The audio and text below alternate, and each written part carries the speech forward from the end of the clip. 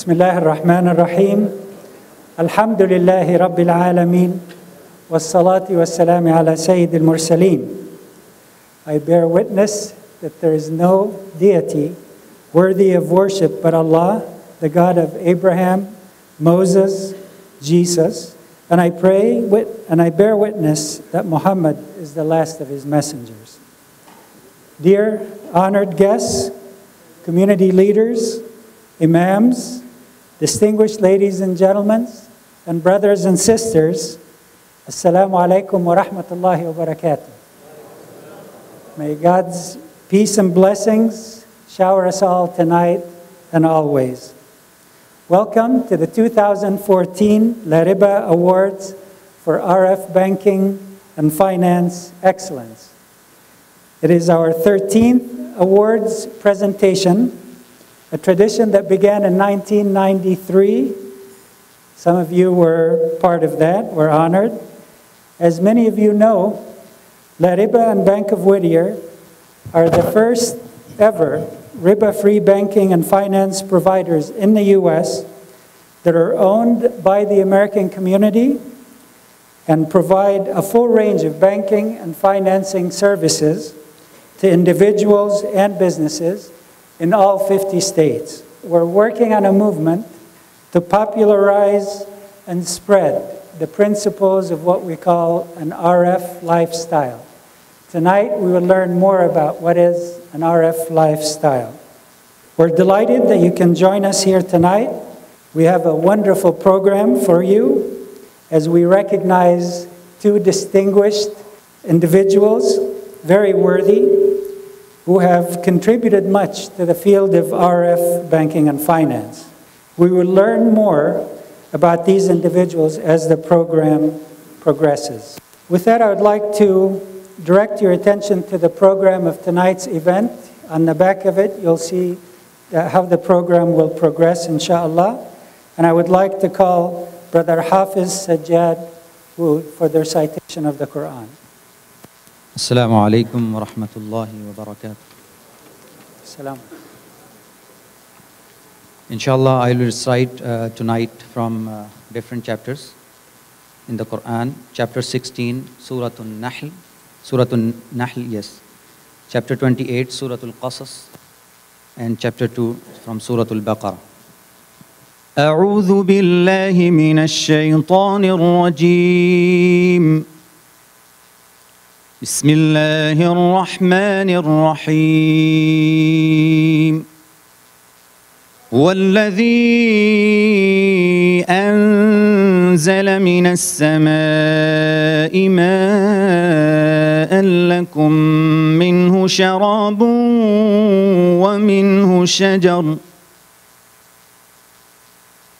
ومنه شجر فيه تسيمون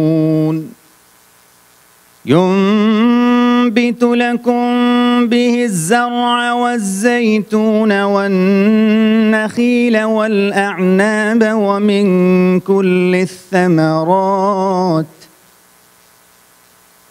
إن في ذلك لآية لقوم يتفكرون وسخر لكم الليل والنهار والشمس والقمر والنجوم مسخرات بأمره إن في ذلك لآيات لقوم يعقلون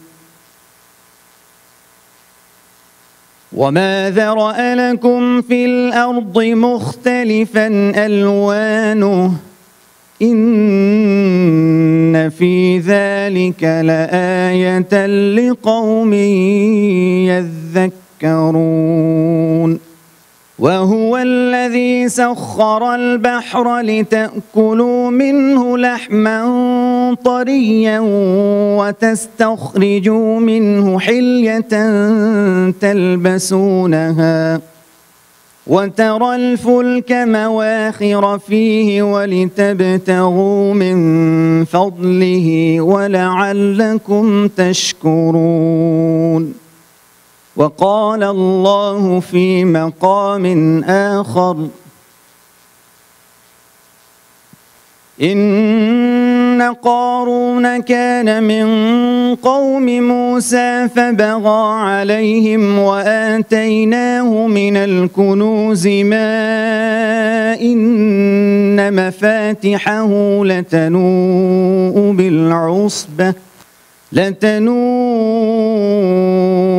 بالعصبة أولي القوة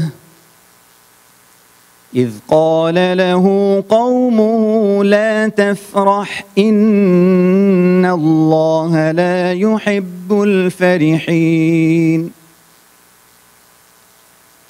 وابتغ فيما آتاك الله الدار الآخرة ولا تنس نصيبك من الدنيا وأحسن كما أحسن الله إليك ولا تبغ الفساد في الأرض إن الله لا يحب المفسدين قال إنما أوتيته على علم عندي أولم يعلم أن الله قد أهلك من قبله من القرون من هو أشد منه قوة أولم يعلم أن الله قد أهلك من قبله من القرون من هو أشد منه قوة وأكثر جمعا ولا يسأل عن ذنوبهم المجرمون فخرج على قومه في زينته قال الذين يريدون الحياة الدنيا يا ليت لنا مثل ما أوتي قارون إنه لذو حظ عظيم وقال الذين أوتوا العلم ويلكم ثواب الله خير لمن آمن وعمل صالحا ولا يلقاها إلا الصابرون فخسفنا به وبداره الأرض فما كان له من فئة ينصرونه من دون الله وما كان من المنتصرين وأصبح الذين تمنوا مكانه بالأمس يقولون ويك أن الله يبسط الرزق لمن يشاء من عباده ويقدر لولا أمن الله علينا لخسف بنا ويكأنه لا يفلح الكافرون تلك الدار الآخرة نجعلها للذين لا يريدون علوا في الأرض ولا فسادا والعاقبة للمتقين من جاء بالحسنة فله خير منها ومن جاء بالسيئة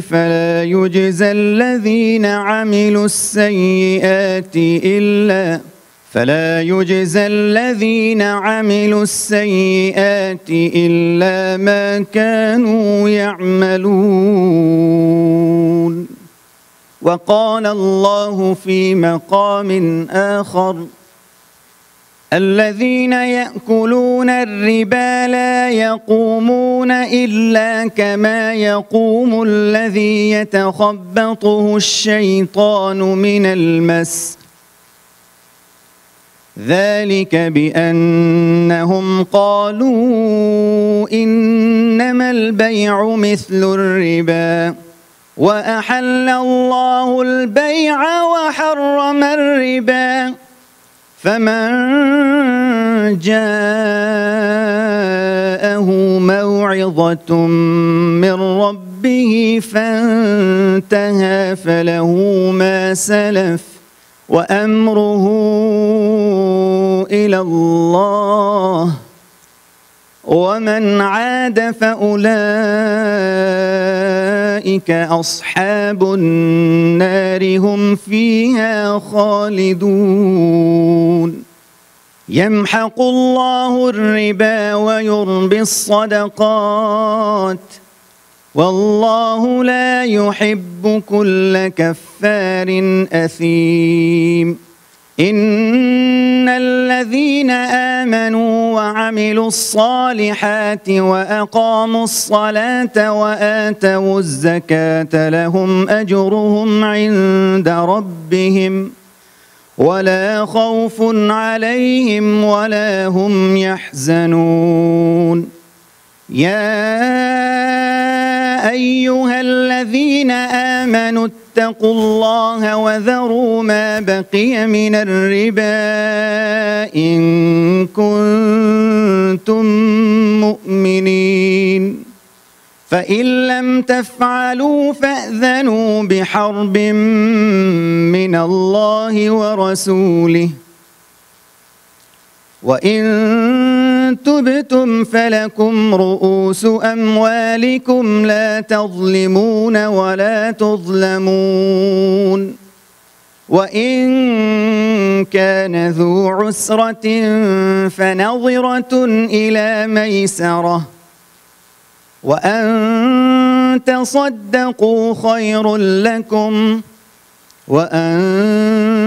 تصدقوا خير لكم إن كنتم تعلمون واتقوا يوما ترجعون فيه إلى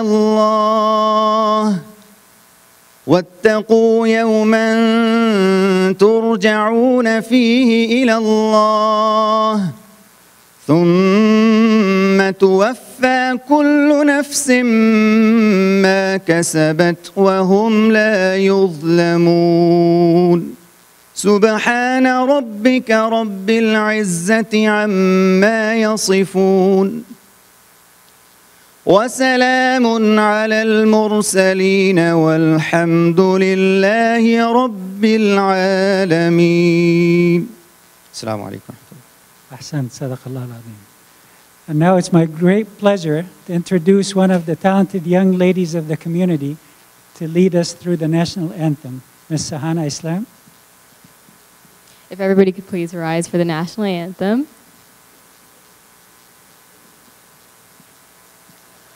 Oh, say, can you see by the dawn's early light what so proudly we hailed at the twilight's last gleaming, whose broad stripes and bright stars through the perilous fight o'er the ramparts we watched were so gallantly streaming, and the rocket's red glare, the bombs bursting in air, gave proof through the night that our flag was still there. Oh, say does that star-spangled banner yet wave o'er the land of the free and the home of the brave?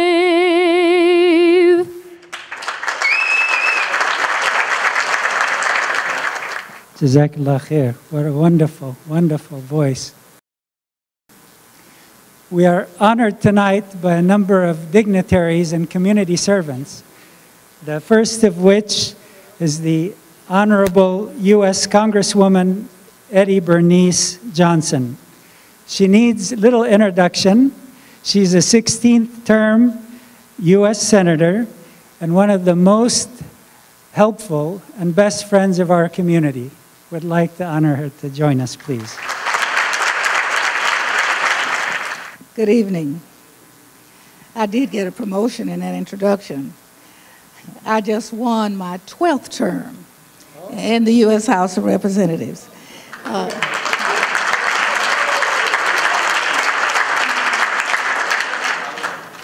Let me say that I didn't realize I was on the program when I came because I wasn't sure I could come. But I'm delighted that you gave me the opportunity to say hello to a group that I have great admiration for.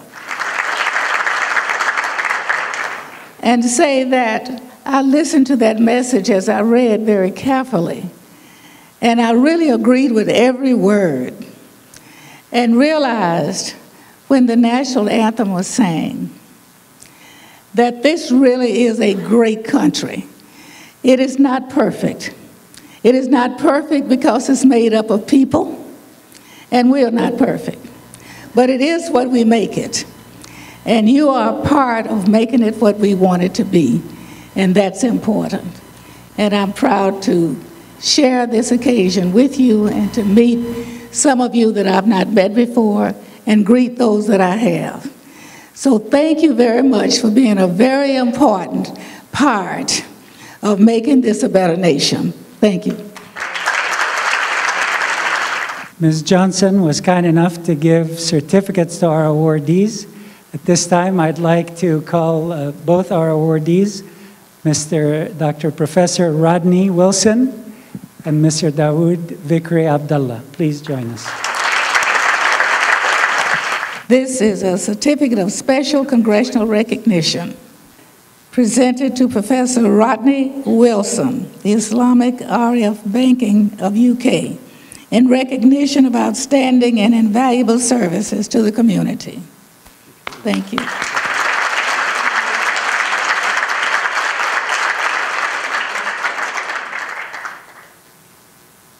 Thank you.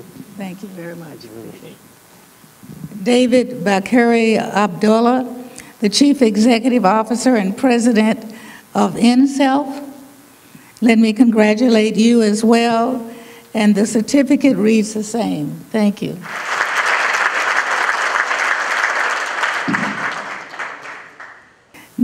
There's another one presented to the American Finance House.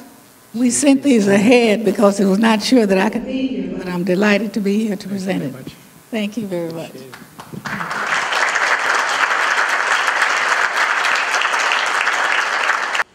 We'll now have a video presentation about RF finance.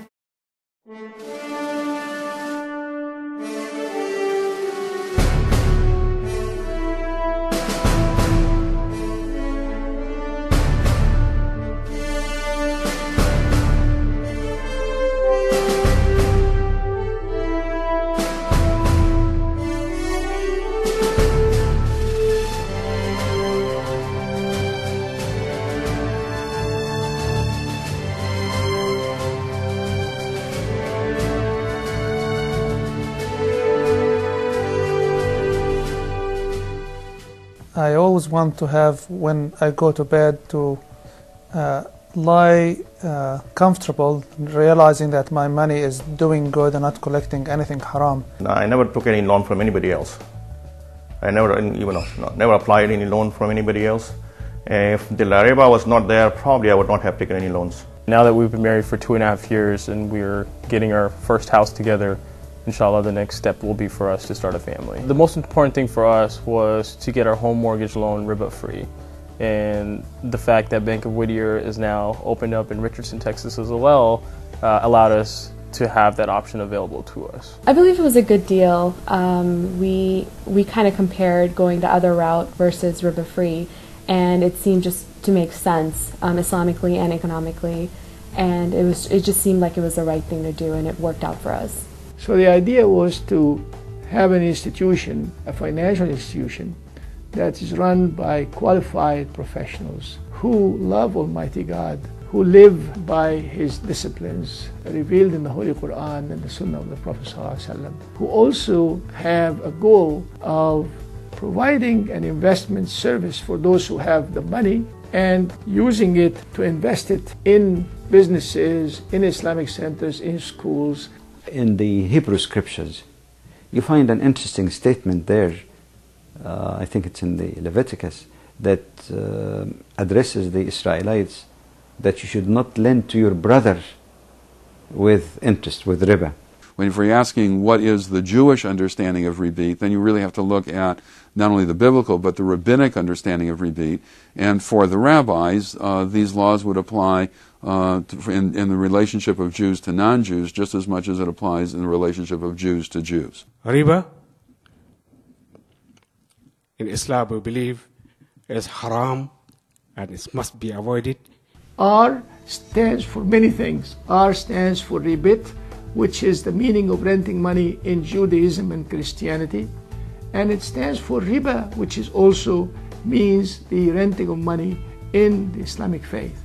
So to make it a real Judeo-Christian Islamic discipline, we call it the RF financing. We also use it as a wonderful description of what we do, and that is responsible financing. We are socially responsible, we are morally responsible, and we are ethically responsible before the community and before the highest of all authorities, Almighty God. We have to make it more and more relevant to the humanity in general. We stop thinking about it as a Muslim industry. By the Muslims, for the Muslims, no. It may be by the Muslims, but it is for everyone. We've been participating in many activities, financing Islamic schools around the country, financing churches, financing Islamic centers. We have also financed 2 waqf or endowment projects in downtown Singapore.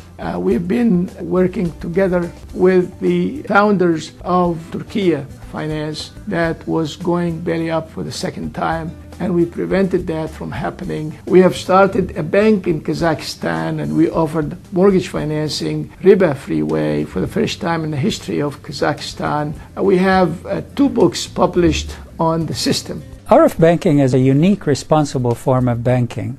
RF stands for riba or ribbit-free, and of course it is a banking that is not based on the concept of renting of money.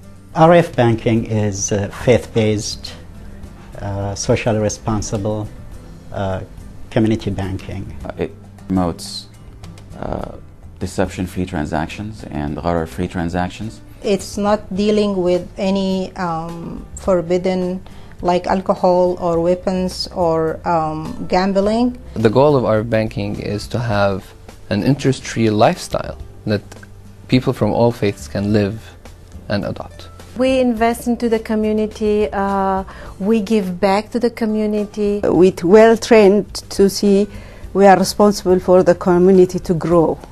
We are the community, we build the community, we're members of the community, whether it's the Muslim community or just the community in general, the community at large. Anyone who is interested in riba-free financing is of course welcome, and we encourage it. Not being a member of the Muslim community, it took me a while to understand that it's a way of developing a payment that starts based on the market rent of the property. I'm Ralph Jenny. I'm the Parish Council President here at St. Michael's Orthodox Church in Whittier, California. Approximately 8 years ago, we were given the opportunity to purchase the neighboring piece of property. It was very refreshing to talk with the Bank of Whittier because they were supportive and very interested in talking to us and arranging financing. You know, they believe that they will truly be rewarded for helping others. We take interest in our customer, but we do not take interest. We look at every transaction as an investment transaction. The lender is not supposed to take advantage of the customer. The lender is supposed to enter into an arrangement with the customer that's beneficial to the customer. There's no renting of money where we hide interest charges under the name of rent. We have to have that type of institution to help us financially, where we can be stronger as a Muslim community. I have been working with LARIBA for some time now. My own house is financed through LARIBA. The professionalism that has been shown by Bank of Whittier has been great. They worked very closely, very tirelessly, and had the approvals in our hands in a matter of weeks. So there was that was the most efficient part of how they processed all of this. The issue with owning a home with LARIBA is you're paying part rent, and that rent is basically what is the profit generated for LARIBA. And that is not extra that you're paying back. You're paying back the principal plus rent.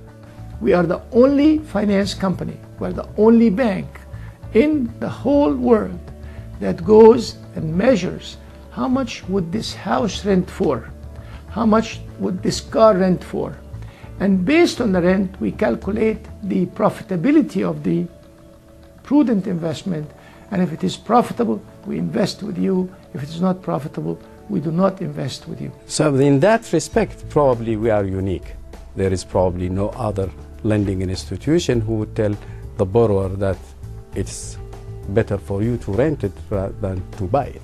And that discipline we used consistently at LARIBA over the last 20 years to detect economic bubbles that actually detected for us that a number of markets in the United States suffer from overpriced homes, and we should be careful, and we have saved many members of the community from buying homes in inflated markets. There are a lot of similarities, but the main differences are, number one, the RF banker uses the investment approach to analyzing whether the transaction makes economic sense or not, as opposed to simply renting of the money approach, which focuses on, can I get paid back? The second difference is the way the rate of return is set. An RF banker would mark it to the market, whereas a traditional banker looks at it from what is our cost of funds and what spread do we need to earn over the cost of funds. The third difference, and probably one of the most important, is the relationship between the two entities, between the bank and the customer, applies the socially responsible principles of helping the customer get out of trouble should they get into it. We will negotiate on behalf of the customer whether or not to get an appraisal fee,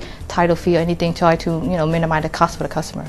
We're looking for some type of finance and went to big banks and asked financing for this store. Unfortunately, they cannot give us the loan. Finally, we got Bank of Whittier. They are very good with the customer service, and they help us to get a loan and to franchise the store. We really help people. I've had customers, doctors who are making enough money to afford good houses, but who've been renting for years because they didn't want to, get involved in interest. What gives us pleasure is to be able to serve people like this. LARIBA and similar institutions have come in and they have provided this facility for us to make things easy for us and facilitate easy home ownership. We treat our customer as a part of our family. We have somebody to serve them 24/7 if they have question. It's nice that you don't call an 800 number and you can't talk to the same person twice. This is like another school for me. I've never been really a more social person, and I always had this mumbling problem. But since I started working at the bank, my social skills have really gotten better. So I come here because I know that I'm making a good difference in people's lives. Like, I feel good about the work that I do here. I bring sometimes my daughters, they are working for volunteer work or they are helping here in the summertime. They love my work very much. They said this is very good community. Well, we started this thing like 3 years ago and it's very successful. I'm opening the third store in the next 2 months. My background is a Muslim, and then we try not to pay interest. My bank experience is this compared to the other bank is they are easygoing. Every time I have any question, any related to anything like a loan or anything, they're always very helpful. Once you enter in the LARIBA RF financing, means you are entering into the family. The atmosphere is definitely different from from other banks? As we look around the bank, we don't have standing tellers, we have sit-down tellers. It is very important, the ethic as we treat our customer like a part of our business. I jumped at the opportunity to transfer my banking from my previous city to the Bank of Whittier. One of the things I like best about the Bank of Whittier is actually their ATM machine is very modern, and it's very convenient for me.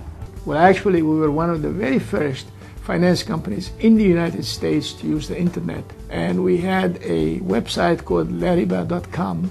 And this website has actually attracted over 1 million visitors in 10 years. The online banking platform for the bank it's very modern. We've just upgraded the bill pay side of it. It's more efficient. I know when I will deposit my money with the Bank of Whittier, they will not invest this money into any haram, any business that is prohibited by our religion of Islam. And immediately I supported the bank. I opened an account. Service is very excellent. Again, it was very personal. They call you, they email you, they're up to task and immediate responses, so there's no delay whatsoever. In the final analysis, people will ask you, what is the added value? What's different about what you do? It's not a matter of names, it's not a matter of claims, it's a matter of what have you done for me lately. We always look to the benefit of that client, not the benefit of the companies. So we have to put ourselves in their position to understand what their problems, to listen to their issues, and to see what we can do to help them.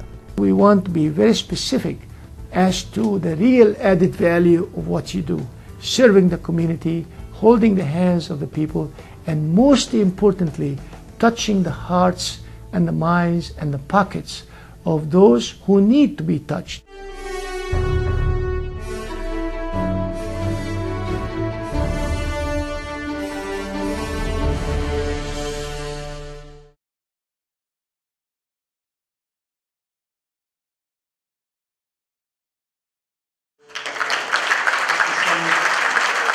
We're humbled by your support and your trust. I'd like to call Dr. Yahya Abdul Rahman to introduce the history of the awards.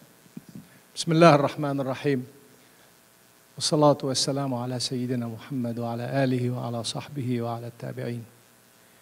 In the name of God, most gracious, most merciful, and we ask in humility that God, Allah, will shower His blessings, prayers onto the souls of all of His prophets, including Prophet Abraham and his 2 children, Ismail wa Ishaq, Ishmael and Isaac, and all the subsequent messengers and prophets, including prophets Moses, Musa, and Jesus, Isa, and the final and the last prophet Muhammad.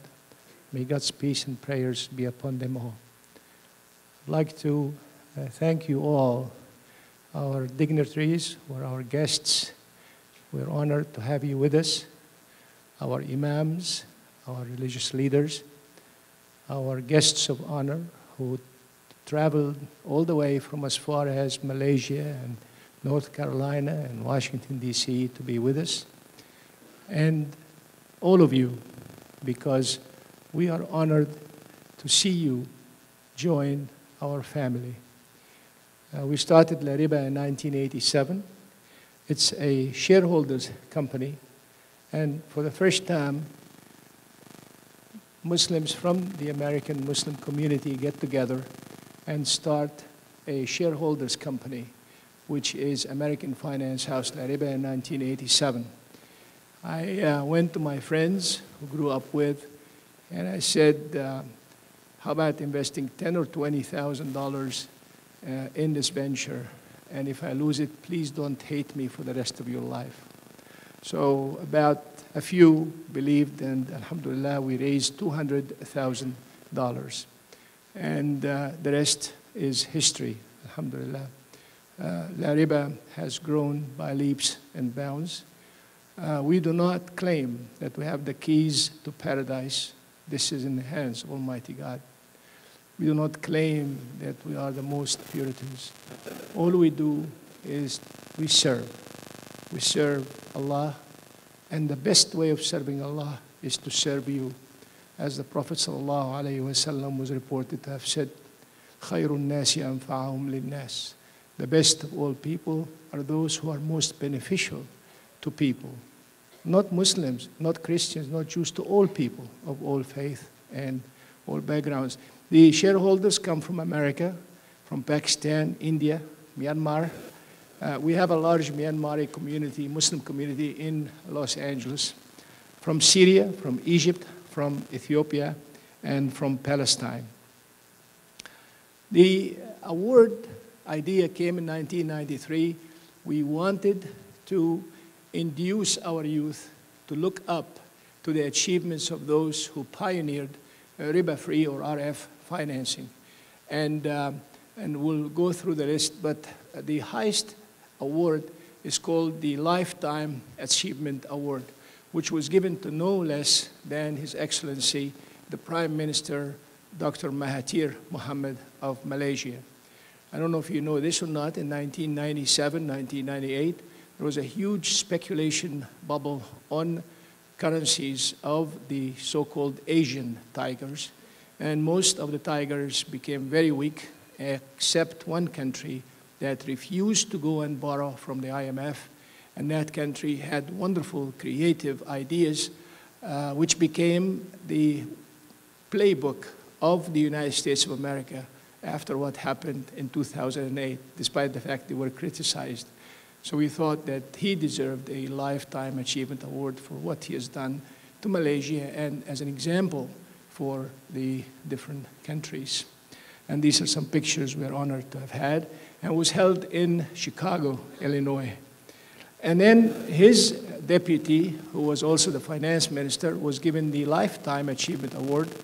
I personally had the privilege of having first-hand information of what was done and the work that was done, the meticulous attention to details, and Noor Yaqub deserved that award.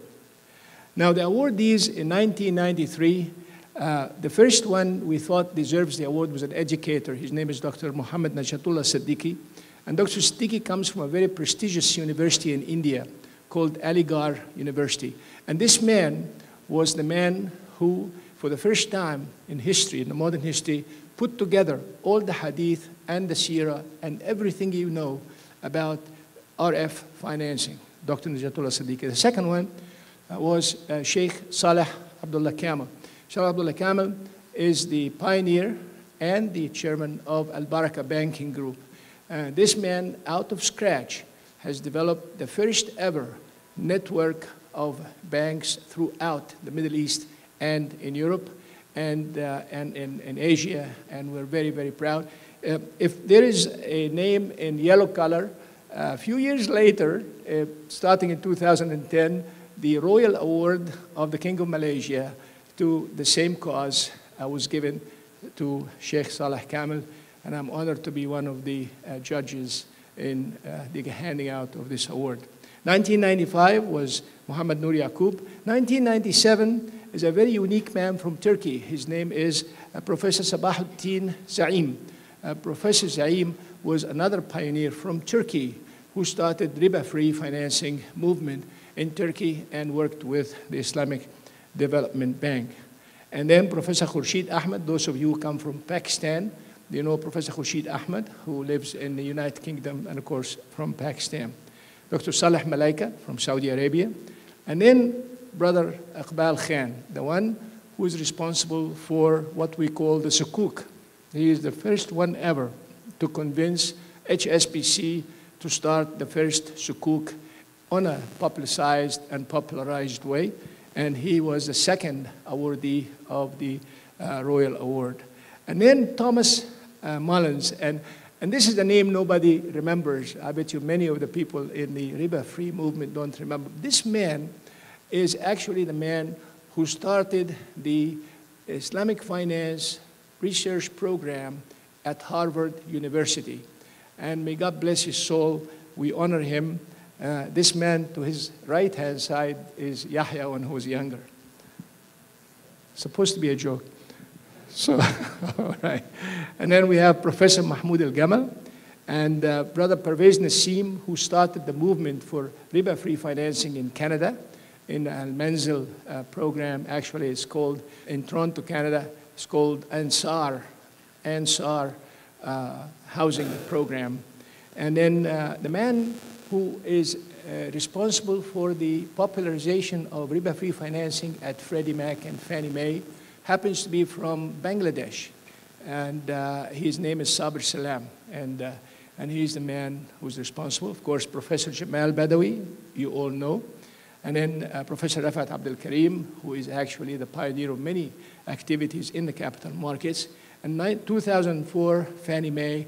2005, Dr. Munzir Kahf, and also Dr. Nazim Ali, who is was in charge of Harvard, now he's in Qatar.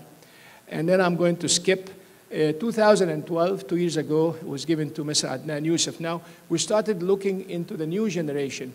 Mr. Adnan Youssef actually is a new head of Al Baraka Banking Group, and Mr. Rushdie Siddiqui, who is working on some halal, wonderful ideas worldwide. And this year, we're honored to recognize two wonderful achievers, Professor Rodney Wilson, who taught Islamic financing for 40 years at the university called Durham University. Used to be a wonderful seminary a long time ago, and it is north of London, about 3 hours away by train.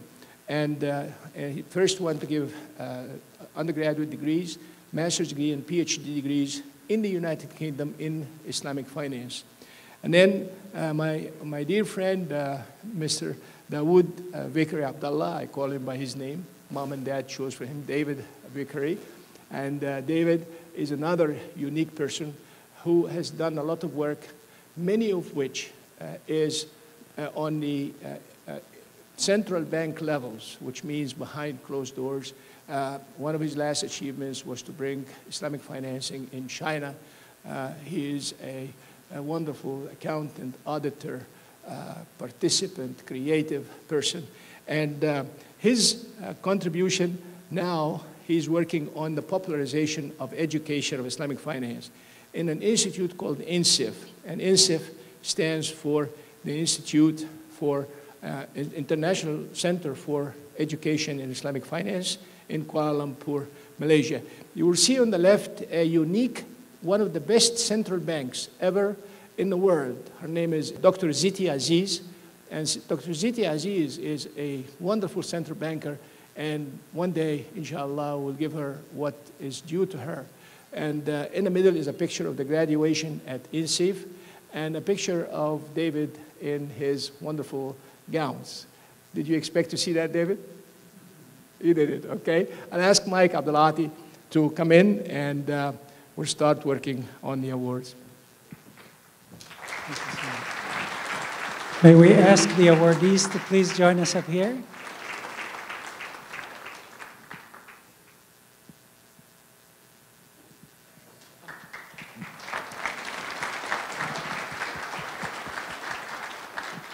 I would like to start by telling you a little more about our awardees.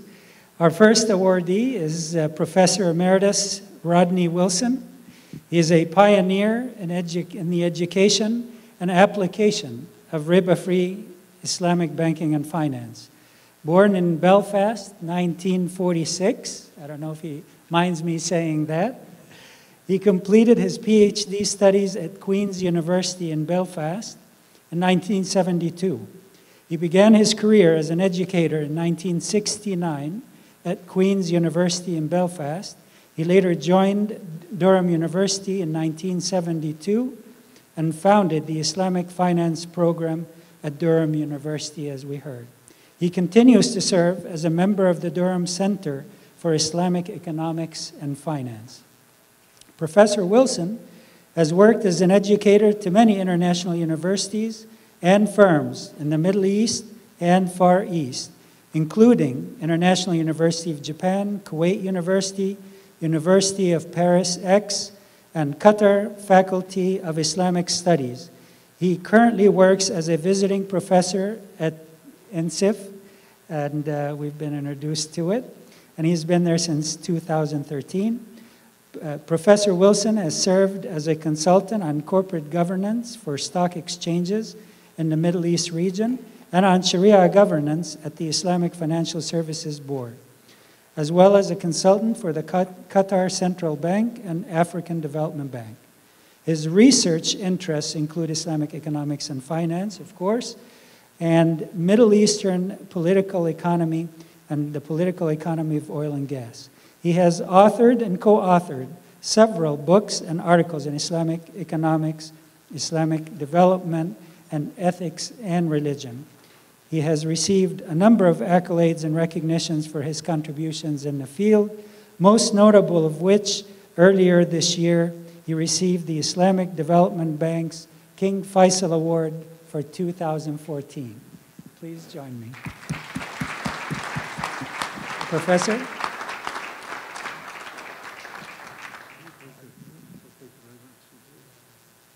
This is a gift about cooperation and working together makes you reach the top. Right. So we appreciate you being a wonderful example and educator for all what you have done. Well, God bless you. Indeed. Thank you very much indeed. Thank you. Right. Thank you. Thank you very much. Thank you. Thank you.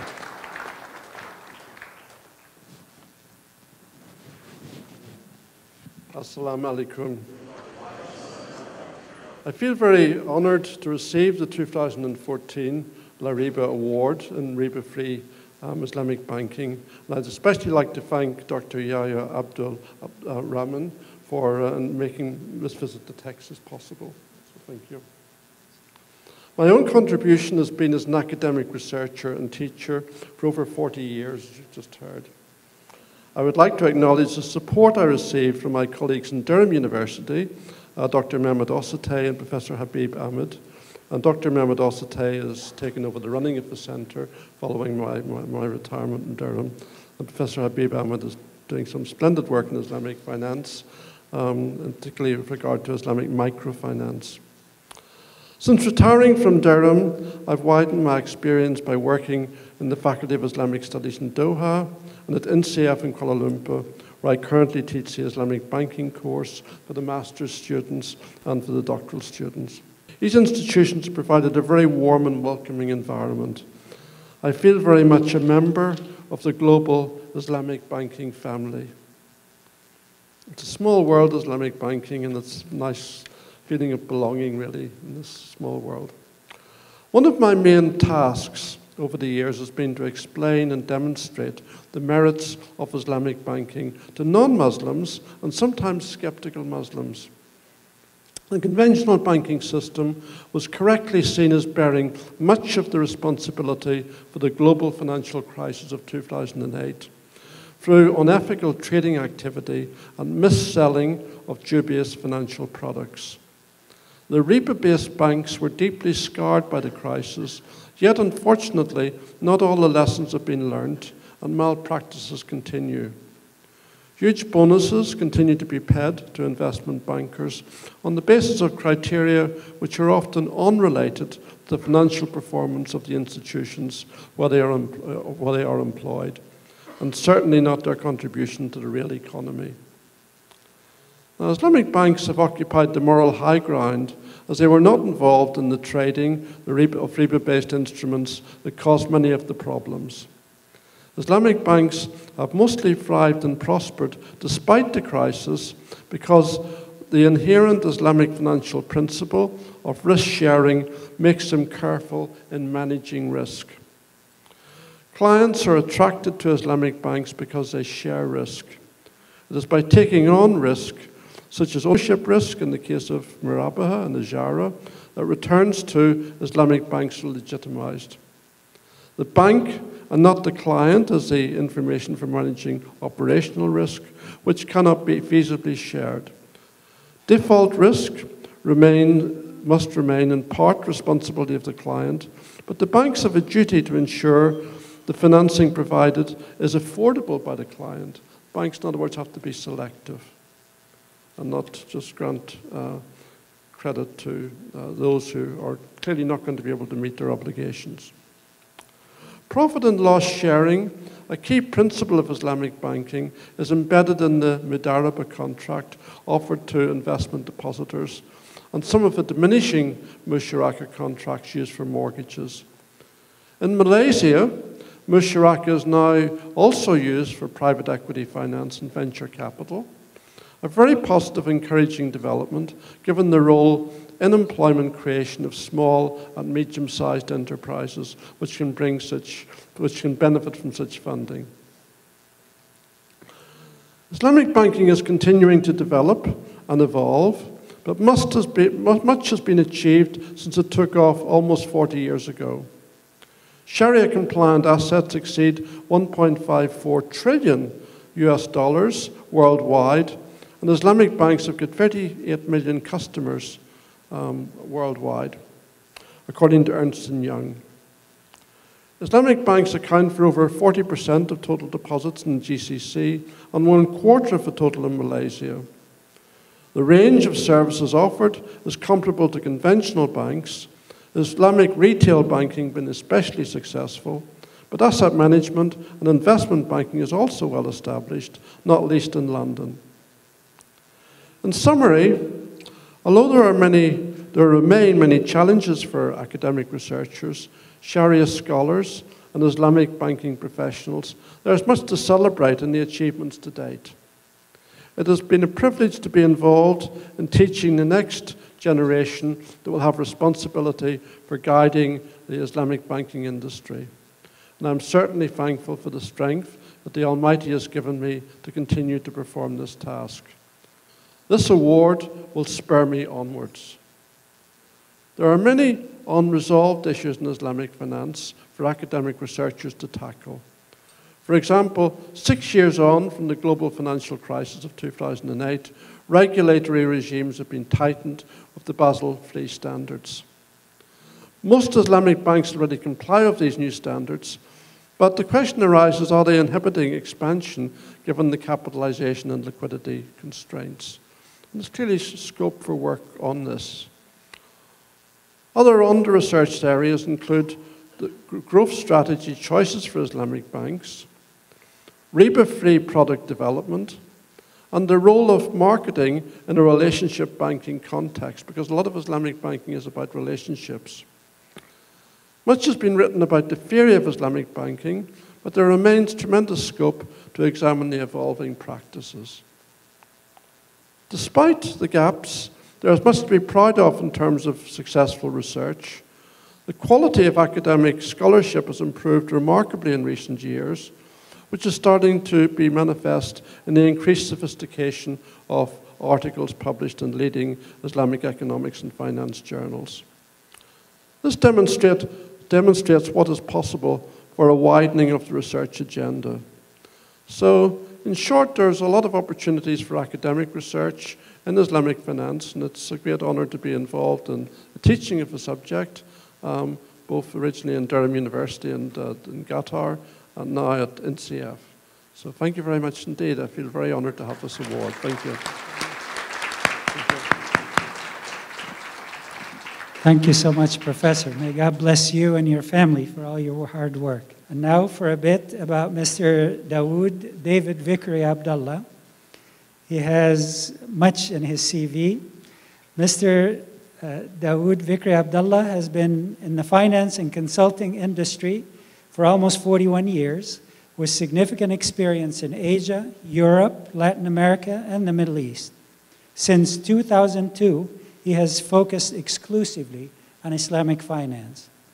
He currently serves as the President and Chief Executive Officer of NCF, the Global University of Islamic Finance, at the International Center of Education in Islamic Finance, based in Kuala Lumpur. He is with NCF, by the way, for those that are not familiar with it, is regarded as the Harvard University equivalent of Islamic finance field. And it claims the top experts in Islamic finance throughout the world as its alumni. Mr. Vikri Abdullah's professional experience spans banking, consulting, and education, and includes the top companies in who's who in the fields such as Lloyds Bank, Chemical Bank, Unisys, Deloitte Consulting. He has also founded his own consulting firm, DVA Consulting, in Malaysia, where he's now residing with his wife. He is a chartered Islamic finance professional, a wonderful designation. He's a distinguished fellow of the Islamic Banking and Finance Institute of Malaysia and a former board member of the Accounting and Auditing Organization of Islamic Institutions, AOFI. He sits on the board of governors of both the International Academy of Financial Management and the Institute of Enterprise Risk Practitioners. Mr. Vikri Abdullah has authored several books and studies on Islamic finance, liquidity management, and moral economics. He is a frequent speaker and a tireless advocate on matters relating to Islamic finance throughout the world, and I couldn't think of a better ambassador for that. And he is Haji David Vikri Abdullah. Just came back from Hajj this year, he and his wife. So we congratulate him, and now we have a new title for him, Haji David.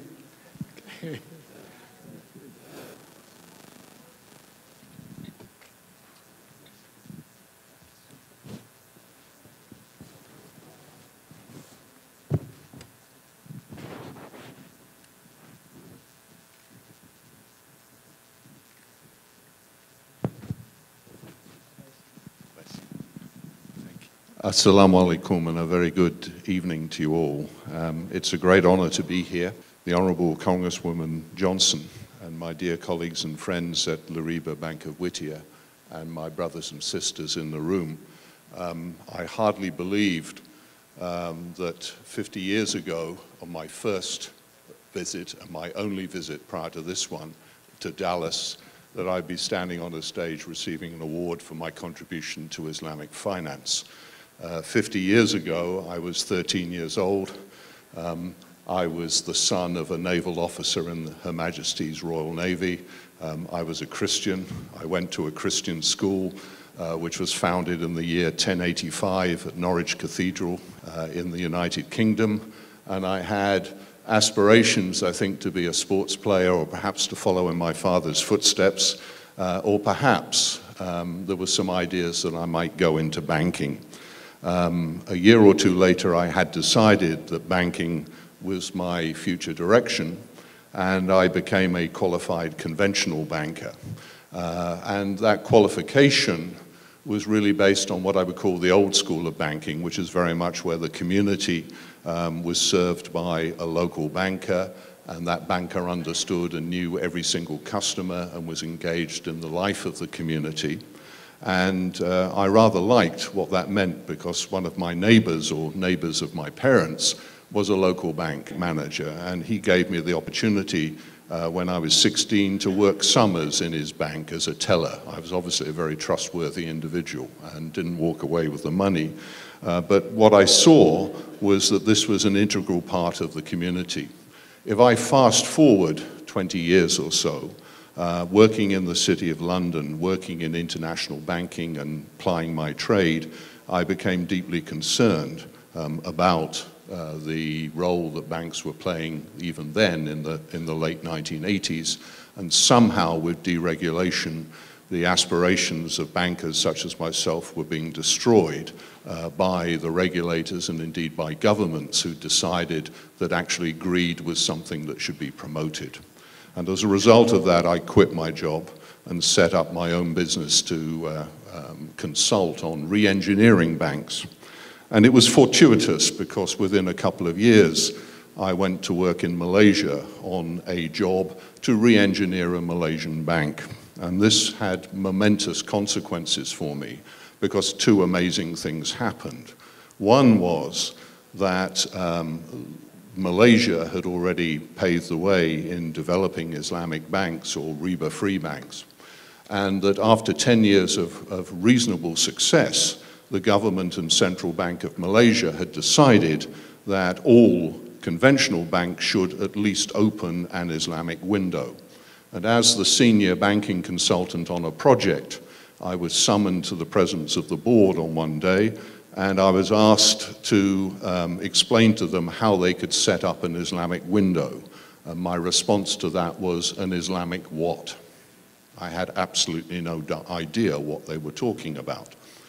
But I was able to spend some time with one of the founding fathers of Islamic finance in Malaysia, who is an extremely humble man and would be deeply embarrassed that I even mention his name here, but Dr. Yahya knows him very well. His name is Mustafa Hamad, the founding father of Islamic finance in Malaysia. And he shared with me his enthusiasm and his spirit with regards to what riba free finance was about. And he didn't have to do it. I was a strange white guy in a country where the Malays call white people like me matsalis, foreign devils. This strange matsali asked all sorts of questions about Islam and how you could run a bank without charging interest. And I got to learn from him. Another amazing thing happened as well, as the lady who is now my wife was working on the project at the bank, and within about 12 months I converted to Islam. And that completely changed my life at that stage, and from 21 years ago I've been working steadily in this area of riba-free finance. As you heard from the CV, that I dedicated myself full-time to it in 2002. Prior to that, there weren't too many opportunities. But anyway, it's been a momentous journey, and it's been a journey which I've been extremely fortunate to participate in. I'm also deeply indebted to many, many brothers and sisters who are too numerous to mention. But one thing I found about joining this community is that it is a community, and that people willingly help you. I recall, and he may not remember this, but there's a gentleman hiding just down there, Dr. Yahya, and I was presenting at a conference in Singapore, which was a general banking conference, and we had a slot on Islamic finance. I think this was about 2004 or 2005. And he was chairing a panel, and we were in front of a number of Sharia scholars, I seem to recall. And he said, "You look a little bit nervous." And I said, "Of course I'm nervous. These are Sharia scholars, and I'm not. And I'm going to be talking about riba-free finance." And he said, "Don't worry. I'll introduce you." And I said, "Well, how are you going to do this?" He said, "Don't worry. Don't worry." So he stood up and he said, "Gentlemen, I'd like to introduce you to David Vickery." He always calls me David because that's the name my mother gave to me. I'd like to introduce David Vickery. He's the CEO of an Islamic bank. He's got a lot of experience in this area. And please bear in mind, dear brothers, that he's the only man in this room, unlike yourselves, and he was referring to everybody in the room who was born a Muslim. He said, "Unlike yourselves, this man had a choice. It's a choice I've never regretted making. Absolutely never, ever."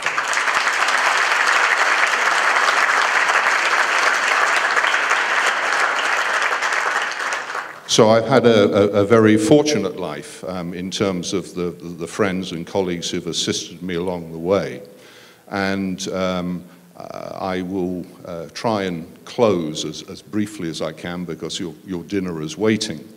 But it has been a momentous journey, and from running and setting up Islamic financial institutions, I'm now privileged to work for the Governor of the Central Bank of Malaysia, Dr. Zeti Akhtar Aziz, who has been nominated and awarded by her peers as the most effective central bank governor in the world for the last 3 years running, and is a stalwart of supporting riba-free finance. I'm privileged to run an institution which is dedicated to the education of postgraduate students in Islamic finance. We are not yet 9 years old, yet. We've already graduated 830 master's and PhD students. We have over 2,000 students on our books, many of whom are online from 85 countries, so we have become very global.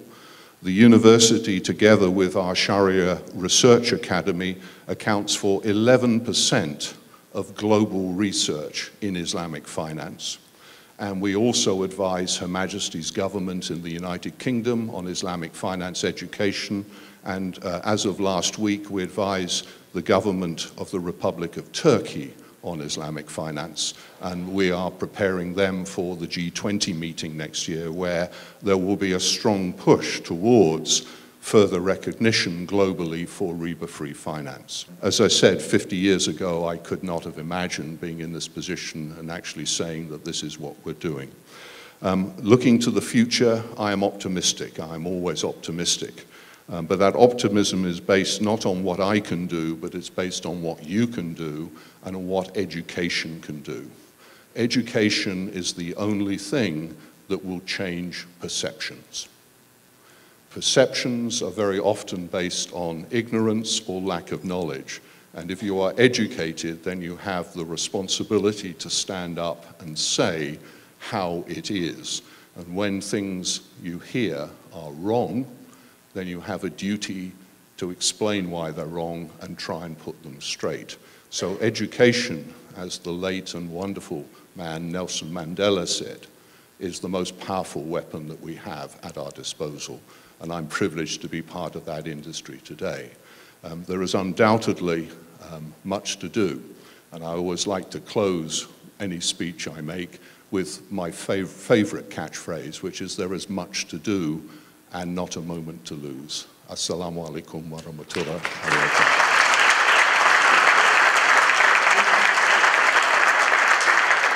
I would now like to introduce the LARIBA and Bank of Whittier team to take a picture with our awardees. These are the hard-working people that have worked on this. First, Mr. Mohsen Mandavia. Brother Mohsen Mandavia is the branch manager of our Richardson office, a well-known figure of the community and the Richardson Islamic Finance Center. MashaAllah, very nice to meet you. Please stand around. Ms. Alexandra Dang.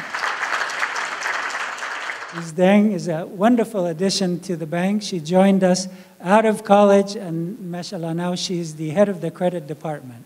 Thank you so much, Alexandra. Mr. Muhammad Al-Baidi is the Deputy General Manager for Bank of Whittier, based in California. Zahir Islam, Assalamu alaikum. Also from our Richardson office, joining us, he's in the credit department and a banker of many years, including Bank of America. Ms. Ghada Campbell from Sudan, and she's working at our California office. She's a mortgage finance officer.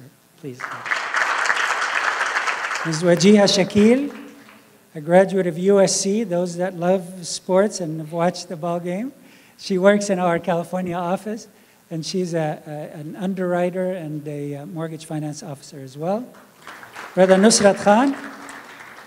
Brother Nusrat is based in our Richardson office and one of our capable bankers in the operations of the branch. Ms. Aisha Nawaz, a member of our California operations. She's a finance officer. And many of you that have done mortgage financing, you've probably talked to Aisha or you've talked to Wajiha while you're working on your mortgages. Sumaya Narjis, I'm very sorry. Sumaya is finishing her finance degree in UTD, and she's with our Dallas branch. Ms. Nancy Liu is a member of our Richardson branch. She works in teller operations. How are you, Raisa? Raisa is one of our tellers. Mr. Ali Al-Sahiti, the man on the video. And our latest addition, Ms. Nahid Parveen, welcome, in our Richardson office. Ms. Noor Amhan, I'm very sorry, Noor, how are you? Brother Mohammad El-Alwan, he's our newest member of the family in Houston. Mohammad, who I am very short compared to him, is going to start our operation in Houston, inshallah. And we serve all 50 states in all banking aspects, not only homes. We do cars, used and new cars. We do home financing and refinancing. We do commercial buildings, doctors' clinics, retail stores. You just name it, and we are at your service. And opening an account does not cost you anything. It's fee-free. We do not charge fees for accounts. This is not an advertisement, but it's a fact, so please bear up with me. No, I love you very much, and please remember us in your dua. Please remember us in your dua, because this is how we go. We ask Allah to accept, inshallah, and reward you and your families. Thank you very much. Please give him a hand. Thank you. We have some significant guests tonight who would like to honor Dr. Wilson and Mr. Vickery. So please you leave. Mike is going to introduce them. We are honored that we have some of our community servants and community leaders joining us tonight. We've heard from the Honorable U.S. Congresswoman Eddie Bernice Johnson. She's accompanied tonight by Ms. Terry Hodge, former state representative. She's had many terms. And she currently campaigns for Ms. Johnson. We also have District Judge Phyllis Lister Brown. Is she with us? She's a Dallas County District Judge and a wonderful ally to the community. And we have newly elect Ms. Jennifer Bennett, Judge, with her husband, Mr. Jeff Dolsinski, who is a banker as well. We have Mr. Omar Narvez, representing the president of the Dallas County School System. And I believe he has a commendation. Would you like to present it at this time? Please, please. So we have a proclamation. Mr. Larry Duncan, our board president, unfortunately fell ill today and sends his regrets of not being able to be here to do the presentation himself. And my name is Omar Narvez, and I am one of the board trustees on the board, so I am filling in for him. It's my honor and pleasure to be here to do this. The proclamation is, whereas American Finance House LARIBA has recognized and awarded excellent and unique achievement of deserving individuals and institutions in the RF riba-free Islamic banking and finance field since 1968, and whereas American Finance House LARIBA and the Bank of Whittier are presenting the 2014 LARIBA Awards for Excellence and Outstanding Contributions to RF Banking at their RF Banking and Finance Dinner Gala Saturday, November 15th, 2014. And whereas Mr. Rodney James Alexander Wilson is being honored with the 2014 LARIBA Awards for Excellence and Outstanding Contributions to RF Banking, and whereas Mr. Rodney Wilson has taught Islamic RF banking for over 40 years, culminating in his current positions as Emeritus Professor, Durham University, Durham, UK, and Visiting Professor, International Center of Education in Islamic Finance, Kuala Lumpur, and whereas Mr. Rodney Wilson is helping to spread an understanding of RB, riba-free Islamic banking throughout the world by lecturing and thesis supervision, as well as being prolific author of research papers and books on the subject. Now, therefore, I, Larry Duncan, President of the Dallas County Schools Board of Trustees, do hereby extend and proclaim special recognition to Mr. Rodney Wilson on the occasion of his being honored with the prestigious 2014 LARIBA Awards for Excellence and Outstanding Contributions to RF Banking, celebrate his vision, and commend the light of his example to shine upon all the citizens of Dallas County.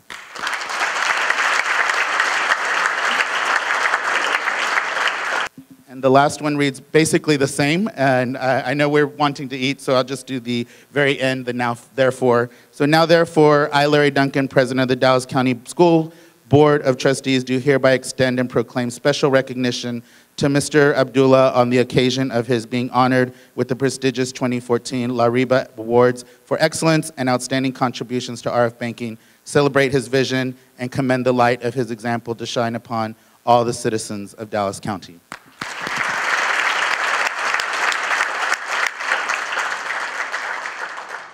Mr. Jesse Flores, Executive Chief Deputy of the Office of Dallas County. Thank you so much for coming. As well as Dr. Lindsay Browning, Office of Dallas County Sheriff Lupe Valdez. On behalf of the sheriff, who couldn't be here, so she sent me and one of my chiefs to present this award to these two gentlemen. My name is Jesse Flores. I'm the Executive Chief Deputy of the Dallas Sheriff's Department, and I'm honored to be here. Well, let me make this short and sweet. Mr. Rodney Wilson. For over 40 years, you dedicated yourself to research and teaching of economics and finance of Islamic or banking, and brought great honor and pride to this industry. It is with great pleasure that you are hereby awarded the Certificate of Commendation from the Dallas County Sheriff's Department on the 15th of November 2014, signed Lupe Valdez, Sheriff of Dallas Police Department.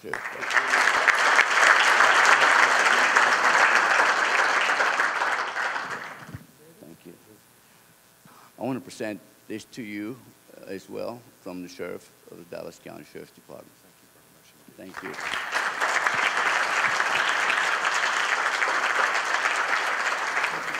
Thank you, sir. I appreciate it. Thank you.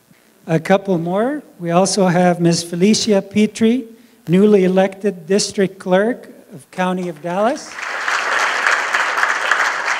And Ms. Nina Montique, Secretary to Ms. Felicia Petrie. Last but not least, we have special thanks from the Mayor of Plano, the City of Plano, who unfortunately could not be present tonight. Thank you so much all for your support. And now this special program, Mr. Dr. Yahya Abdurrahman will make a special introduction. Bismillah ar-Rahman ar-Rahim. It gives me great pleasure and honor to present to you the highest representative of the Muslim community in North America. And it's not because of his age, not because of his power, not because of his money, but because of his service to the community over the past many years. I have known Azhar Aziz for at least 20 years as an active servant of the community.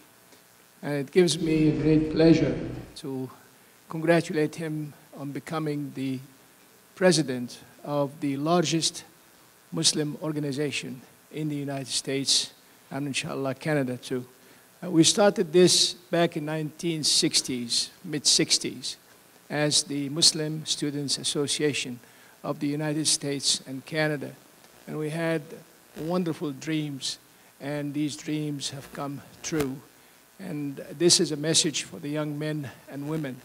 The reason for this conference is not only to recognize the wonderful work of people like Professor Wilson and David, but it is because we want to motivate you as young men and women to choose something else other than being in the medical school or in the TV stations or in the law school. We want you to be bankers. Our dream is to produce wonderful banker men and women who would be the prime choice of Americans. So when an American asks for a good, honorable banker who would take care of me and my family, they will say, go to the person from the Muslim community. We are doing our little share with good intentions, and Azhar Aziz has done more than many of us. So we want to thank him, and I want to invite him to welcome you all. Brother Azhar Aziz, thank you very much. Alhamdulillah. Alhamdulillahi Rabbil Alameen, hamdan kathiran tayyiban mubarakan fi, wassalatu wassalamu ala Sayyid al-Mursaleen, Imam al-Muttaqeen, Khayd al-Ghurra al-Muhajjaleen, Nabina Muhammad sallallahu alayhi wa sallam, wa ala alihi wa ashabihi at-tayyibin at-tahirin. My dear brothers and sisters and my dear friends, I greet you all with the Islamic greetings of peace. Assalamu alaikum wa rahmatullahi wa barakatuhu. May Allah's peace, blessings and mercy be upon you all. I want to thank my big brother, Dr. Yahya Abdurrahman, for his kind words, for his kind introduction. I'm very honored to address this very auspicious gathering in front of this esteemed and distinguished guests. I'm also very cognizant of this fact that I'm standing between you and the dinner. So inshallah, I'll try to keep my comments very brief. Mr. Dawood, you can clap. It's absolutely halal to clap. I have a problem when people hold themselves back. We live in a free society, so express yourself in the best possible way. Please go ahead and clap. It's absolutely halal to clap. So I want to say this. I don't know, Mr. Dawood, how it works in United Kingdom, but in Texas, people really get angry when they are hungry. So I know I'm standing at a very dangerous spot. But I want to congratulate LARIBA, its staff, its management, especially Dr. Yahya Abdurrahman, who is the founder, who is the mentor, who is the visionary, who established this organization several years back. 1982, Bank of Whittier, 1987, LARIBA. And I want to say this, that American Muslim history is incomplete without recognizing the contributions of LARIBA and Bank of Whittier. When nobody thought of Islamic finance, it was a visionary by the name of Dr. Yahya Abdurrahman who envisioned and who thought about this institution. And we know the fruits of this institution after so many years.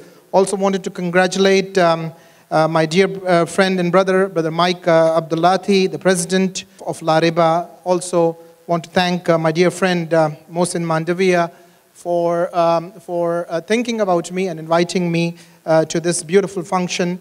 I want to applaud the efforts of LARIBA, an institution and financial institution that maintains very high standards and business ethics.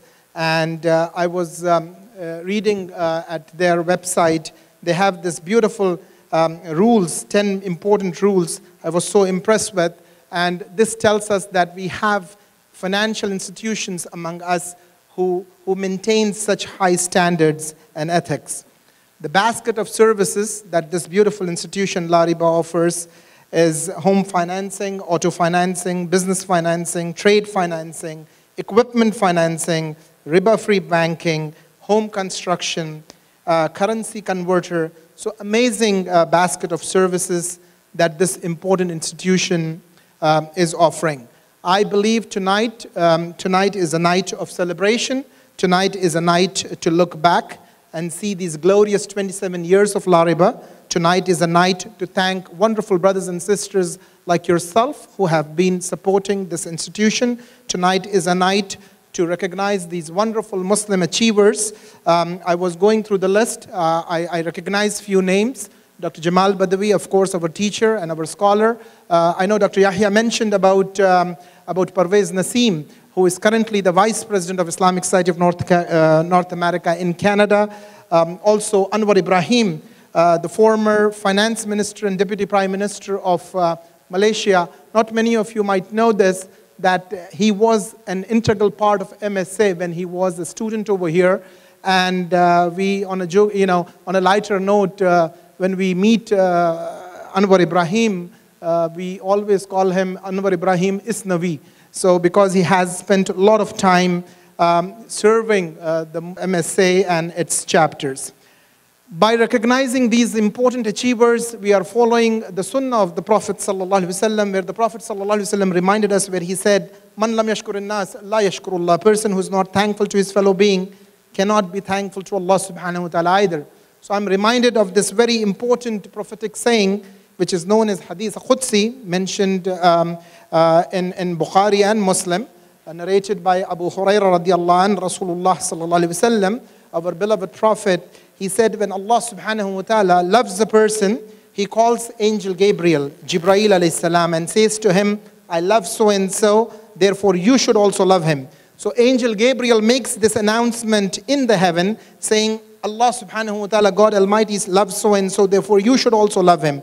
Then all the inhabitants of the heaven love that person, and thus the acceptance is established for that person on earth, and that person becomes popular and loved by people. And when Allah subhanahu wa ta'ala dislikes someone, again the same process happens, thus the dislike is established for that person on earth. So we make this prayer, we make this dua that may Allah subhanahu wa ta'ala always keep us in this first category of individuals, these wonderful achievers. I'm very optimistic, very sure that they are in that particular category. Allah subhanahu wa ta'ala again in Surah Al-Imran reminds us where He says, وَتُعِزُّ مَن تَشَاءُ وَتُذِلُّ مَن تَشَاءُ بِيَدِكَ الْخَيْرُ إِنَّكَ عَلَى كُلِّ شَيْءٍ قَدِيرٌ. In this verse, in Surah Al-Imran, chapter number 3, verse number 26, Allah subhanahu wa ta'ala again reminds us where He says, it is He, Allah subhanahu wa ta'ala, whoever He wills, He will bestow the honor on them, and whoever He wills, He will abases them. In His hand is good, and He's able to do everything. So I take a great pride in being part of this wonderful event where we are recognizing these wonderful, wonderful individuals. When I was reading their bios and when I was looking at their more than 40 years of service, and then when I look at myself in the mirror, it makes me feel so inferior and so insignificant when I compare myself to these wonderful group of individuals. One of the great leaders of our country, Abraham Lincoln, once said, and in the end, it is not the years in your life that counts, it is the life in your years. So my dear brothers and sisters, this is a great honor that we have institutions who are serving the Muslim community in a very important area. The need is humongous, and I want to applaud the work of this beautiful institution called as LARIBA.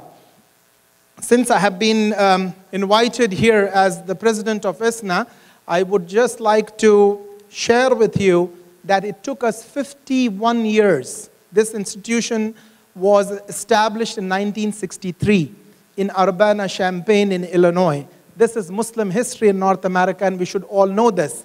And Dr. Yahya Abdurrahman alluded to it.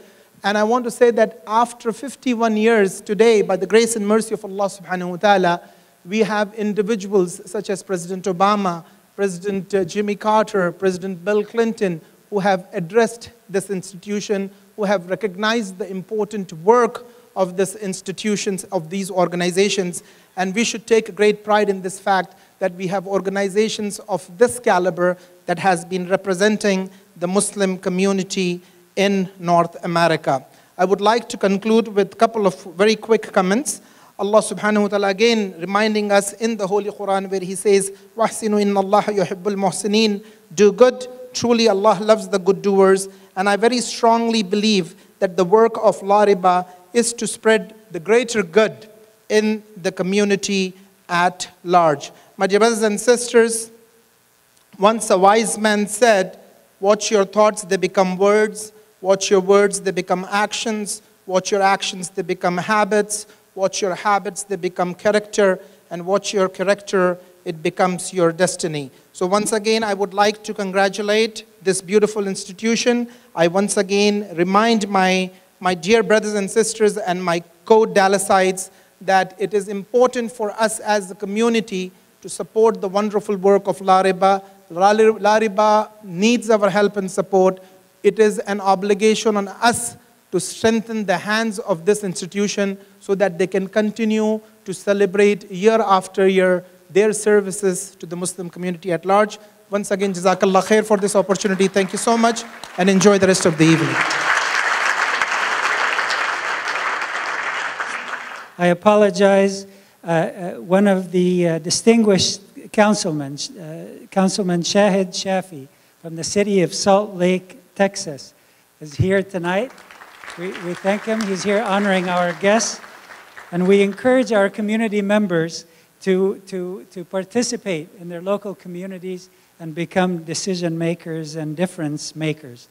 Also, as we get ready for dinner, I want to introduce Imam Zia Sheikh. He will deliver the keynote address after dinner. So we're not going to hold you for his keynote address. And he will honor our awardees as well. Thank you very much. Please enjoy your dinner, and we'll continue afterwards.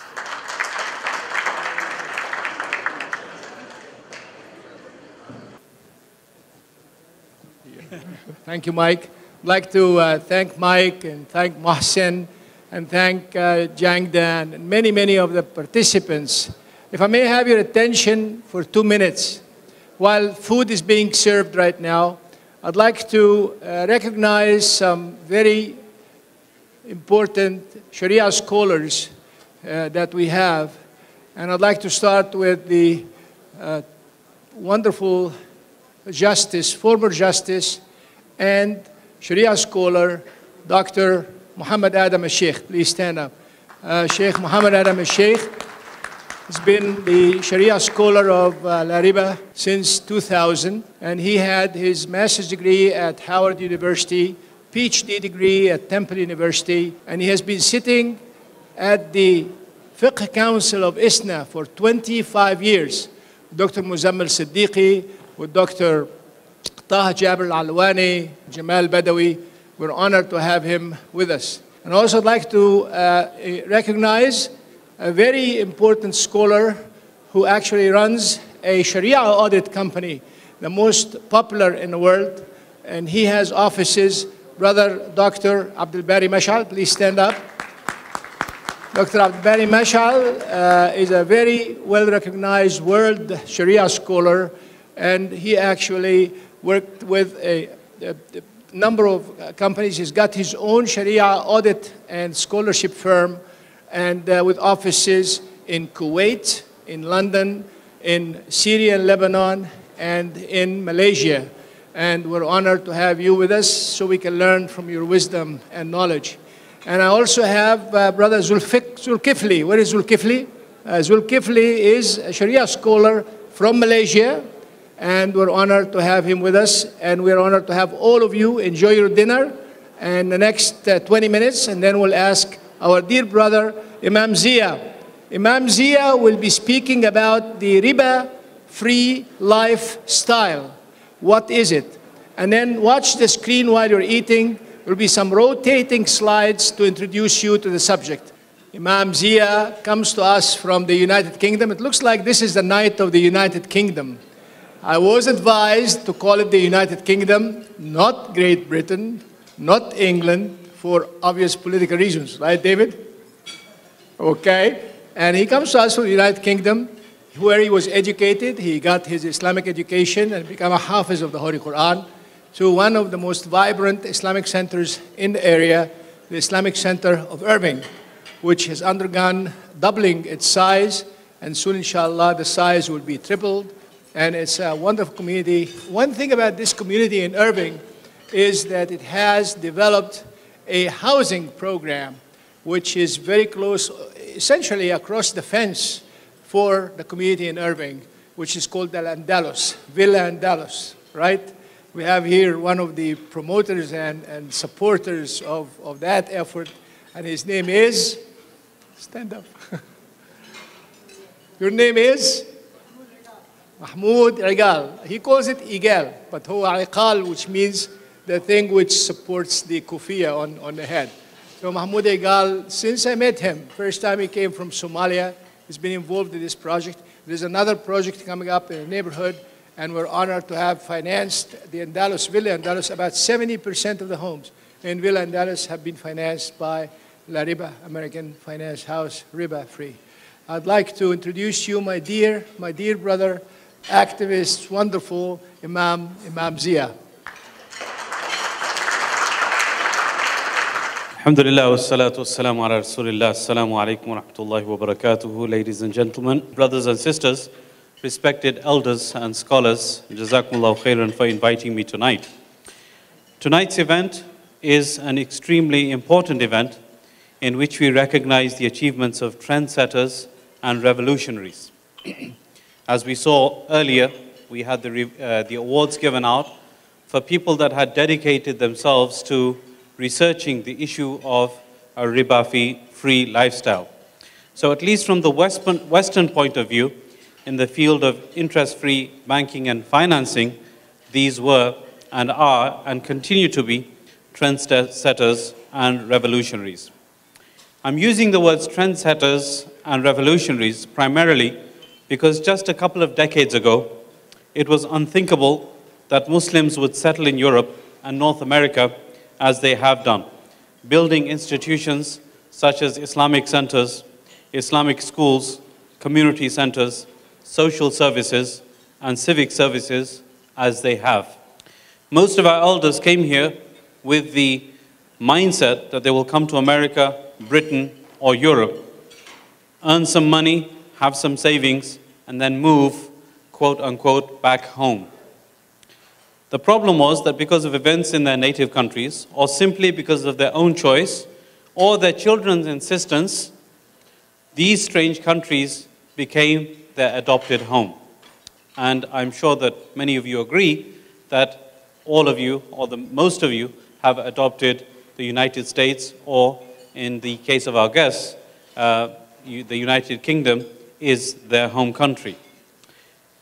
Because of the mindset of these original people that came, the old people that came, there was little to no inclination to build financial institutions that could cater to the need of the emergent communities that were beginning to flourish in these countries. Once the realization set in that Muslims are here to stay, these trendsetters and revolutionaries began to consider the imperative nature of building such institutions that could cater to the needs of this rapidly developing minority and dynamic. Why was that need so strong? Why was Islamic financing, why was that need so strong? Because of the strong nature of condemnation, as we've been hearing all through the evening, the condemnation that is found in the divine teachings of the Bible, the Torah, and our own book, the Quran. Scrupulous people, meaning people that have scruples and they have ethics, they began to understand and have an awareness of the gravity of those commandments of Allah subhanahu wa ta'ala in all of His God-sent books. They set out to innovate banking and financing solutions in such a way that they were in accordance with Shari'i and religious guidelines. The challenge that they faced was that they would have to stay within religious guidelines while not circumventing the often complicated local laws that would pose the greatest challenge to achieving such a goal. What were those challenges? There were many challenges from many different aspects. Particular to the United States are federal laws that are a challenge in and of themselves. Once you overcome the federal regulations, now you have to look at state laws. So you have a double effort to make, federal and then state laws, and then work around them, treading the muddy waters carefully so that no laws are broken, while at the same time the practicing Muslims try to uphold and maintain the dictates of Islamic law. In more recent times, the newest challenge has emerged from the religious right. We have right-wingers, Islamophobes, people that have an agenda against Islam. And what do they say? These particular Islamophobes in the right-wing media, they have portrayed Islamic religious and financial institutions as the proverbial Trojan horse that will stealthily and silently change the American system into a fully blown system of Sharia. This is their claim. Okay? Stealth jihad, stealth Sharia, creeping Sharia. You've heard these words before used in the right-wing media. Anything that has the slightest hint of being Islamic is touted as a threat to so-called American freedoms. Thankfully, education and pushback, as well as authors writing books, have made sensible people realize the folly of this kind of mindset, and this kind of pervasive thinking hasn't caught on as much as the Islamophobes would like. Then the next challenge that these institutions face is from amongst the Muslims themselves. We sometimes become our own worst enemies, scrutinizing, criticizing, and generally treating Islamic financing companies in a negative fashion, without having the faintest idea about the rules and regulations of interest-based transactions when it comes to the Sharia rulings behind them. One of the most frequent arguments presented against Islamic financing companies is that they are charging the same rate or making the same profit as conventional banks, so what's the difference? We should respond to them by saying that it's not the amount of profit that is made that makes the deal halal or haram, as every business has the right, and even they have the objective to make a profit. And without that objective, it's not a business anymore. It's the transaction itself that makes the profit haram or halal. The transaction itself is something that makes it halal or haram. And I often give the example that if you were to sell something haram, alcohol, for example, and make a profit of $100, and then on the other side you sell something halal and you make a profit of $100, and you look on each side, $100 on this side, $100 on the other side, you think, well, it amounts to the same thing. No, it doesn't amount to the same thing. How you got that $100 basically dictates what makes it halal or haram. Okay? The same way these Islamic financing companies operate, the transaction and how it's done, it makes the transaction halal or haram and makes the profit haram or halal. And this is something that we all need to understand and relate to the people that are the naysayers. Finally, although with the best of intentions, there are also some obstacles placed by our respected scholars in the path of financing companies. And most of the arguments presented against Islamic financing institutions are based upon lack of knowledge of the legal requirements of the country or lack of understanding of the way the transaction is formulated.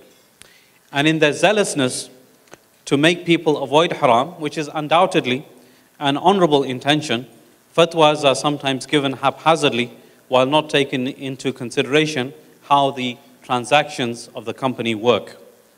Sometimes the fatwas are issued without giving the institution an opportunity to either correct themselves or improve themselves to align themselves to where they are within Shari'i guidelines.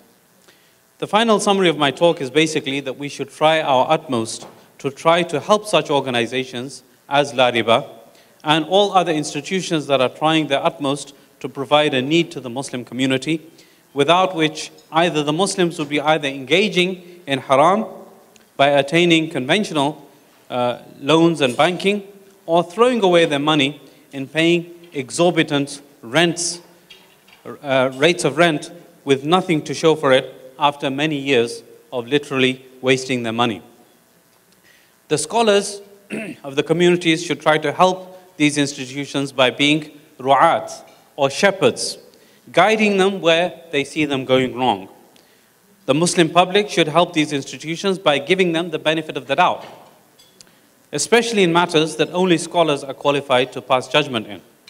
Subsequently, they should try as much as possible to give them their business so that they can continue to improve and provide valuable services to the Islamic community. When we do this, there will come a time when even Western financial institutions will see the value of making all their investments and financial instruments using honest, ethical Islamic guidelines, contrary to what we have been seeing in the past few years, especially from the big banks and investment firms, many of which have gone bankrupt and have closed doors for the past few years. When that happens, when the institutions realize the value of Islamic investment and Islamic financing, that is when the default mode of financing, inshallah, even for the general public, will be Islamic financing. Until that day comes, we should work towards and support the honorable goals of these Islamic financial institutions so that the future is conducive to such wonderful aspirations. I pray that Allah subhanahu wa ta'ala enables us to make this society that we're in riba-free, and I pray that Allah gives our Islamic financial institutions success in their endeavors, and I pray that the Muslim communities benefit from such institutions in a halal way. Ameen, Ya Rabbil Alameen. And finally, I would like to thank Dr. Yahya and LARIBA for inviting me to speak tonight. Jazakumullahu khairan. Assalamu alaikum wa rahmatullahi wa barakatuh.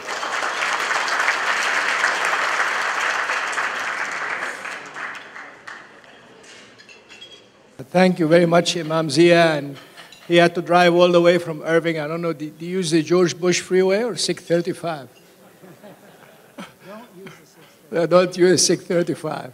The third book came out a few days back, and it is called The Art of RF, Islamic Banking and Finance. And I want to do a quiz. I only was able to get 2 boxes of the book. One I have to keep it for my friends, but one will be given out answering some quizzes. Did you all watch what is rotating on the screen? How many of you watched it? Okay, I'm going to ask the first quiz. What is riba-free? What is RF? No, it's not industry. That's not right. What's RF? Riba free. Very good. Fantastic. What is a riba-free lifestyle look like? What is a riba-free like? Muhsin is a riba-free lifestyle. Where is Muhsin? Yes? What? Living within your means. Yes? Cutting your credit cards. That's a picture. What else? Simple life. And what else? The man has nothing in his pocket, right? And what about the automobiles? Automobile for two. What was the brand of the automobile? Porsche. So you'll all go and buy Porsche, or will you buy a smart car? I drive a smart car. I do drive a smart car. What about a car for 4 passengers? What do you drive? A BMW 300 or 500? What was suggested? A Toyota, a Honda, or the like. All right?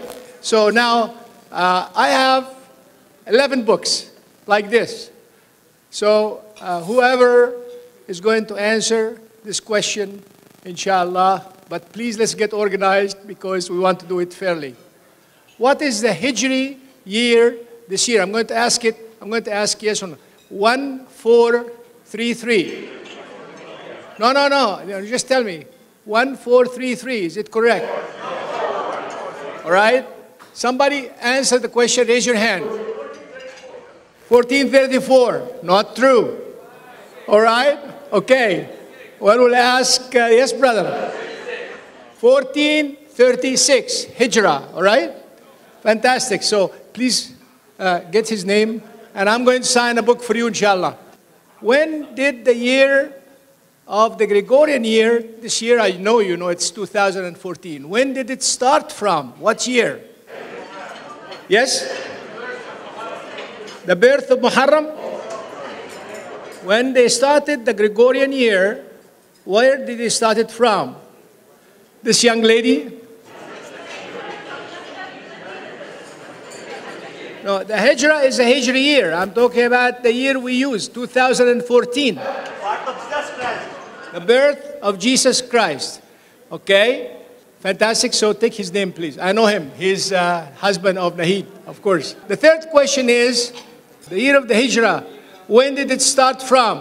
When Prophet Muhammad went from where to where? From Mecca to Medina. Fantastic. Very good. Another question. Another trivia. When did the Prophet ﷺ was born?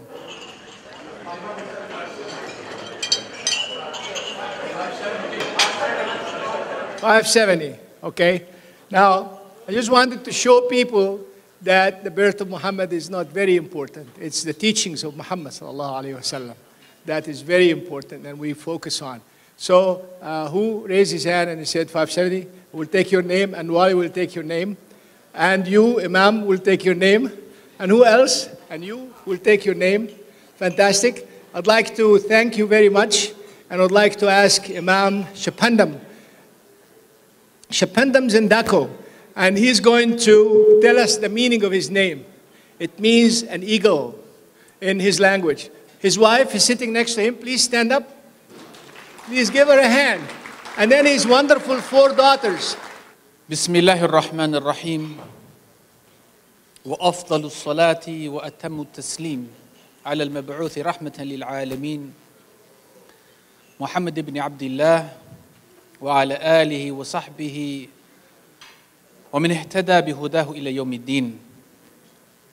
Ya Allah, we ask you at the close of this most beautiful evening, Ya Allah, that you bless each and every one of us that attended, our families and loved ones. Ya Allah, we ask you that you bless us with happiness and goodness in this life, and that you bless us to be a tool of happiness and goodness in the lives of others. Ya Allah, we ask you that you guide us in our lives and in the decisions that lay before us, ahead of us, so that they can be the best of decisions, having the greatest positive impact on others. Ya Allah, we ask you with all of your beautiful names, and you're known by the most beautiful names in all languages. Ya Allah, we ask you, Rabbil Alameen, that you bless us with the best of all that life has to offer and the best of paradise in the hereafter. And that you guard us and protect us all from the least of what there can be of harm in this life and from anything of being punished in the hereafter. Ya Allah, we ask you, Rabbil Alameen, that you bless all who have made this evening possible. Ya Allah, that you grant them success and well-being. Ya Allah, that you help our communities as a whole to grow, to prosper, to integrate, and to be part of this beautiful legacy of what we understand and know and experience of America.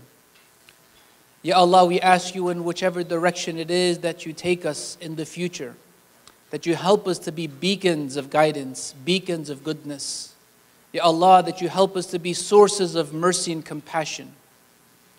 Ya Allah, we ask you that you answer for us our prayers tonight and always and forever. Allahumma ameen.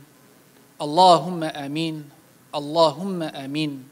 Wa salli Allahumma wa sallam wa barak ala nabiyyina Muhammad. I just want to bring to your attention that tomorrow, after Fajr prayers, Fajr prayer, Iqama is at 6:15 in the morning at the Islamic Association of North Texas Central Richardson Masjid. We're going to have the Fajr prayers followed by breakfast, complimentary breakfast. And it's going to be a wonderful breakfast. And Sarah Bakery promised that the bread is going to come in hot.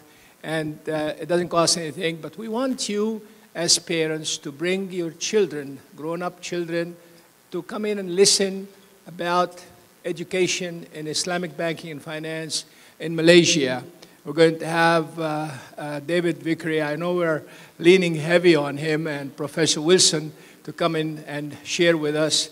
Please share with us. Please come. And wonderful programs in Malaysia. There are scholarships for distinguished students. And he will share with you the emphasis of the program. So please come in the morning around 6:10, 6:15. Iqama is exactly at 6:15. Imam Shipandam is very particular about that, right, Imam? Yes? So we'll see you, inshallah, tomorrow. And may God bless you. Those who want to join us for Isha, please do so. It's going to be outside. And those who would like to get a copy of the book on Islamic finance, we have from the previous issue many books. I'll be glad to sign it if you don't have it. And it's complimentary. You don't pay anything for it. And it's value on Amazon.com, which is a bestseller on Amazon.com by the grace of Allah. We did 2 printings of it. And we'll be glad. I will sign the latest edition, inshallah, for the ones who have won it. Please remember us in your dua. May God bless you all, bless your families. Give every unmarried woman a good husband to complete her life, and give every unmarried man a good wife to complete his life. And bless you and your children and grandchildren. And please, every time you remember us, please make a dua for us. May Allah bless you. Assalamu alaikum wa rahmatullahi wa barakatuh.